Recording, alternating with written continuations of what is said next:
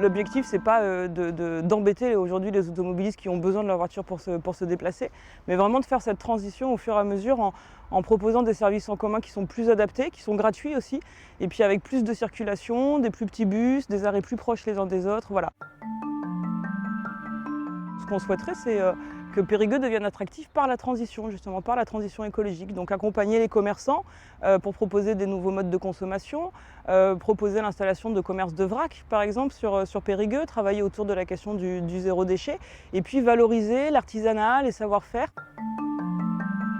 On est quand même aujourd'hui dans une ville, malgré tout, qui reste assez calme. On n'est pas à Chicago, comme on le dit souvent.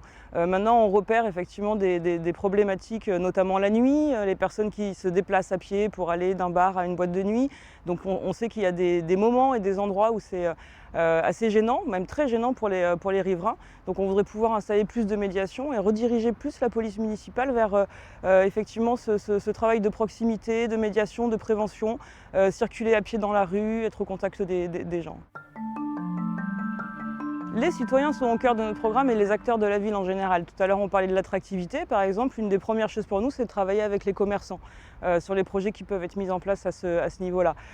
Et ce sera comme ça pour tous les projets.